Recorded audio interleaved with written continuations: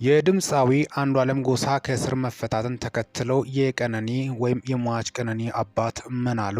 አልፎም ደግሞ አንዱዓለም ጎሳ ዛሬ የቀነኒን መቃብር ስፍራ እንደጎበኘ የወጡት መረጃዎች ያሳያሉ። ሰላም ጤና ይስጥልን ውድ ኢትዮጵያውያን፣ ሚኪ ነኝ። ይህ ሚኪ ታቦር ነው። ይህ ሌላኛው ቻናሌ ነው። ለዚህ ቁም ነገር አዘል ቻናል አዲስ ከሆናችሁ ሰብስክራይብ በማድረግ ቤተሰብ ይሁኑ። በዚሁ ቻናል ወቅታዊና ታማኝ እንዲሁም ሚዛናዊ መረጃዎች ናቸው የሚተላለፉት። ስለዚህ አዲስ ከሆናችሁ ሰብስክራይብ በማድረግ ወቅታዊና ልደመጡ የሚገቡት መረጃዎችን ማግኘት ትችላላችሁ። ይህንን ቪዲዮ ሲጨርሱ ላይክ፣ ሼር እና ኮመንት በማድረግም ላልሰሙት እንድዳረስ ያደርጉ እስከ መጨረሻው እንድታደምጡኝ በትህትና ጠይቃለሁ። ባልተጠበቀ ጊዜና ሰዓት የቀነኒ ህልፈት በርካታ ኢትዮጵያኖችን አሳዝኗል። በርካታ ኢትዮጵያኖችም ከዳር እስከ ዳር በእንባ የሆኑበት ክስተትም ነው። ቀነኒ አዱኛ አሟሟት መንገድ። የቀነኒ አዱኛን ህልፈት በማስመልከትም ቀነኒ መጀመሪያ ሚዲያ ላይ የተሰራጨው ከፎቅ ራሷን ወርውራ ገደለች ተብሎ ነበር። የኋላ ደግሞ በጥርጣሬ አንዱዓለም ጎሳ መታሰሩም የሚታወቅ ነው። እጁ አለበት ለእሷ ህልፈት እሱ ነው ዋነኛ ተጠያቂ በማለትም በርካቶቹም ሀሳባቸውን ሙግታቸውን ሲያቀርቡ ነበር። ራሷን አጠፋች አላጠፋች ምንም ቢሆን በቃ በሱ ምክንያት ከሞተች እሱ ነው ተጠያቂ በማለትም ነው በርካቶቹም ሀሳባቸውን ሲያነሱም የነበሩት። ሌሎች ደግሞ አይ አንዱዓለም ነፃ ነው፣ አንዱዓለም ላይ ሴራ ለመጠንሰስ ያሰቡት ሰዎች አንዱዓለም የግድ መታሰር ስላለበት ነው በማለትም ሀሳባቸውን ያነሱትም አልጠፉም። ታዲያስ አንዱዓለም ጎሳ ተፈቷል። ተፈቶም የሟች ቀነኒን መቃብር ስፍራ መጎብኘቱም የወጡት መረጃዎች ያሳያሉ። አንዱዓለም ጎሳ መፈታትን በማስመልከትም የቀነኒ አባት ያሉት ነገር አለ። አቶ አዱኛ ምን ነበር ያሉት? እስኪ የምናየውናል። አቃቤ ሕግ በሙዚቀኛ አንዱዓለም ጎሳ ላይ ክስ ባለመመስረቱ በዋስ መፈታቱን ጠበቃው ገለጹ። በእጮኛው ቀነኒ አዱኛ ሞት ተጠርጥሮ በእስር ላይ የነበረው ሙዚቀኛ አንዱዓለም ጎሳ ላይ አቃቤ ሕግ ክስ ባለመመስረቱ በዋስ መለቀቁን ጠበቃው ሊበን አብዱ ለሚዲያ ተናገሩ። ከእጮኛው ሞት በኋላ ለ3 ወራት በእስር ላይ የቆየው አንዱዓለም ጎሳ በ50 ሺህ ብር ዋስ ማክሰኞ ሰኔ 3 2017 ዓ.ም መፈታቱን ጠበቃው ገልጸዋል። የህግ ባለሙያው ለሚዲያ እንደገለጹት ላለፉት 3 ወራት ክሱ በፍርድ ቤት ሲታይ የነበረው አንዱዓለም ጎሳ ላይ አቃቤ ሕግ በተሰጠው ጊዜ ክስ ባለመመስረቱ በዋስ እንዲፈታ ፍርድ ቤት ብያኔ አስተላልፏል ብለዋል። ባለፉት ጥቂት ወራት ፖሊስ ምርመራዎችን ሲያደርግ ቆይቷል። ፖሊስ ግንቦት 15 2017 ዓ.ም ምርመራውን አጠናቆ ጉዳዩን ለአቃቤ ሕግ አስተላልፏል ብለዋል።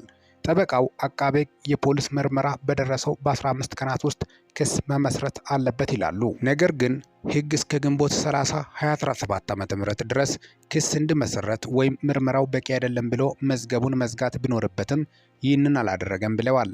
አቃቤ ሕግ የፖሊስ ምርመራ በደረሰው በ15 ቀናት ውስጥ ክስ ካልመሰረተ ከሕግ ውጭ ታስሯል ተብሎ ስለምታሰብ የደንበኛቸው አካልን ነፃ የማውጣት ጥያቄ እንዲከበርላቸው ጠበቃው ለፍርድ ቤት መጠየቃቸውን ገልጿል። ፍርድ ቤቱ የተጠርጣሪውን ጥያቄ ተመልክቶ አንዱዓለም ጎሳ በዋስ እንዲፈታ ብያኔ መስጠቱ ተነግሯል። የሙዚቀኛው በዋስ የመፈታትን ውሳኔ በተመለከተ የሟች ቀነኒ አባት አቶ አዱኛ ዋቆ ልጄን ለሁለተኛ ጊዜ ነው የገደሏት ሲሉ ለሚዲያ ተናግሯል።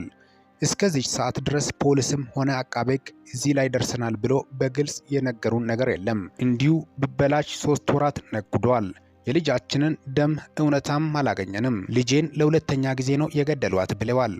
ከዚህ በኋላ ምን እንደሚያደርጉ ሚዲያ ላቀረበላቸው ጥያቄ ሕግ ውስብስብ ነው፣ አቃቤ ሕግ የሚለውን አይተን ለአምላክ እንሰጣለን። እንደ ሰው የምንለው ነገር የለም። ቀነኒ ፊቲ እየተነፈገች ነው። ከጅምሮ አንስቶ የነበረ ነው። እኛን ለማዳከም እስካሁን አቆዩን እንጂ ሊለቁት ከፈለጉ ቆይቷል ብለዋል። አክሎም በዚህ አካሄድ እንሞክር ብለን እንጂ ፊቲ እናገኛለን ብለን አናስብም። ከሷ ደግሞ የልጁ ታዋቂነት ይበልጣል ብለዋል። ሞዴል እንዲሁም የማስታወቂያ ባለሙያ የነበረችው ቀነኒ አዱኛ መጋቢት 1 2017 ዓ.ም ሌሊት 10 ሰዓት አካባቢ ከእጮኛዋ ጋር ከሚኖሩበት ውዳሴ ከተሰኘው ህንፃ 5ኛ ፎቅ በረንዳ ላይ ለጊዜው ምክንያቱ ባልታወቀ ሁኔታ መውደቋ ለህልፈቷ ምክንያት መሆኑን ፖሊስ አመልክቷል። ከቀነኒ ሞት ጋር ተያይዞ በግድያ ተጠርጥሮ የታሰረው እጮኛው አንዱዓለም ጎሳ ከዚህ ቀደም በዋስትና እንዲወጣ የቀረበው ጥያቄ በነፍስ ግድያ የተጠረጠረ በመሆኑ እንዲሁም ማስረጃዎችን ያሸሻል በሚል ውድቅ መደረጉ ይታወሳል። ቀጣዩ ሂደት ምን ይሆናል በሚል ሚዲያ የጠየቃቸው የሙዚቀኛው ጠበቃ እስካሁን የፍርድ ቤት ቀጠሮ አልተሰጠውም፣ የአቃቤ ሕግ ውሳኔ እየጠበቅን ነው፣ ክስ ለመመስረትም ሆነ መዝገቡን ለመዝጋት የሚሰጡንን ውሳኔ ግልባጭ የምንጠብቅ ይሆናል ብለዋል። የቀነኒ አባት አዱኛ ዋቁ ከዚህ ቀደም ከሚዲያ ኦሮምኛ ጋር ባደረጉት ልዩ ቃለ ምልልስ ልጃቸው ከፎቅ ወድቃ ሞታለች ብሎ እንደማያምኑ ተናግረዋል። ደውሎ ልጅቷ ከፎቅ ወድቃለች ብሎ ተናገሩ። ልጅቱ ከፎቅ ላይ አትወድቅም። የተረጋጋች ለለውጥ የምትሰራ ራሷን የምትቀይር ቤተሰቧን ለመለወጥ የምትሰራ ናት። ስለዚህ ነገን ታስባለች። እንደዚህ አይነት ተልካሻ ነገር አታደርግም። ራሷን ከፎቅ ወረወረች የሚለው ነገር አይዋጥልኝም። ሰው ጎድቷት እንድታደርግ ገፋፍቷት ካልሆነ በስተቀር ብለዋል። እኛ የምንፈልገው ፍትህ ብቻ ነው። እኛ የምንፈልገው የልጃችንን ደም እንጂ ሌላ አይደለም ሲሉም አክሎ ተናግሮ ነበር። አስከትሎም ሆኖም አንዱዓለምና ቀነኒ ጥሩ ግንኙነት እንዳላቸው አውቃለሁ ብለዋል። በምዕራብ ሐረርጌ ዞን ዳሮ ላቡ ወረዳ በሚጨታ ከተማ የተወለደችው ቀነኒ ከልጅነቷ ጀምሮ በትምህርቷ ጠንካራ እንደነበረች የህይወት ታሪኳ ያስረዳል። በ25 ዓመቷ ህይወቷ ያለፈው ቀነኒ በ2011 ዓ.ም ከአርባ ምንጭ ዩኒቨርሲቲ በሃይድሮሊክ እና ዋተር ኢንጂነሪንግ ተመርቃለች። ከዚያ በኋላ በኦሮሚያ ውሃና ኢነርጂ ቢሮ ለተወሰነ ጊዜ ሰርታለች። ቀነኒ በሞዴሊንግ በማስታወቂያና በመዝናኛ ስራዎቿ ትታወቃለች። ቀነኒ አልፎም ለፎቶ ባለሙያዎችም እጅግ በሚገርም ሁኔታ ሞዴልና በተለይ ደግሞም ስራዎቻቸውን በማስተዋወቅ ዙሪያ እጅግ የጎላ ሚና እንደተጫወተች ከዚህ በፊት የወንዴክስ ስቱዲዮ ባለሙያ መግለጹ የሚታወስ ነው። ነገ ልደቷ ብሎ እንዴት ራሷን አጠፋች እኔ ያልጠበቅኩትም ነበር በማለትም ባዘን በሳቱ መግለጹም የሚታወስ ነው። ስራዎችን በማስተዋወቅ ዙሪያ እጅግ የጎላ ሚና የተጫወተችው ቀነኒ ሞዴል ህልፈት በማስመልከት ልቤ ተሰብሯል በማለትም ያን ሚዲያ ላይ ወጥቶ መናገሩ የሚታወስ ነው።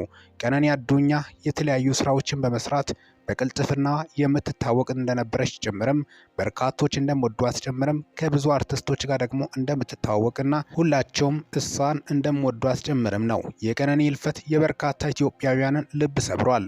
ከዳር እስከ ዳር በርካታ ኢትዮጵያኖች የተለያየ ሀሳብን ሲያነሱ ነበር። ከፊሎቹ ቀነኒ አዱኛ ህልፈት ምክንያት ተጠያቂ ሆነው አንዱዓለም ነው ሲሉ፣ ሌሎቹ ደግሞ ሳናይ አንፈርድም፣ አንዱዓለም ጎሳ እጁ የለበትም፣ አንዱዓለም ጎሳን እሱን ወጥመድ ውስጥ ለመክተት ሌሎች ይህን አጋጣሚ ተጠቅመው አንዱዓለምን ለማሳሰር የሚረባረቡት በማለትም ሀሳባቸውን ያነሱም አልጠፉም። አንዱዓለም ጎሳ አጠቃላይ ተፈቶ ዛሬ የቀነኒ አዱኛ አስክሬን ያረፈበት በካቴድራል ስላሴ ቤተክርስቲያን ግቢ በመግባት አጠቃላይ ጉብኝት ሲያደርግ እንደነበረና ጋቢ ለብሶ ጧፍ ይዞ ሲቆም ከመቃብሯ ፊት ለፊት ሚዲያ ላይ የወጡት መረጃዎች እየተዘዋወሩ ይገኛሉ። ክብራትና ክብራን ዩቲዩብ አድማጮቼ እስካሁን ድረስ አብሬያችሁ የቆየሁት ሚኪ ነኝ ከሚኪ ታቦር። ይህ ሌላኛው ቻናሌ ነው። ሰብስክራይብ በማድረግ ወቅታዊና ታማኒ እንዲሁም ሚዛናዊ መረጃ አግኙ። በዛሬው መሰናዷችን አጠቃላይ የደረሱን መረጃዎችን በማስመልከትም ነው ለእናንተ ይዤላችሁ መጣሁት። ይህ ሚኪ ታቦርን ሰብስክራይብ በማድረግ ወቅታዊና ታማኒ መረጃ በፍጹም እንዳይረሳ። ይህንን ቪዲዮ ላይክ፣ ሼር እና ኮመንት በማድረግም ላልሰሙት እንዲዳረስ ያድርጉ። ለሰዓታት ያሉኝ መረጃዎች ይመስላሉ። በቀጣይ መረጃ እስከምንገናኝ ድረስ በያላችሁበት ዓለም ክፍል ሰላም ያቆያችሁ።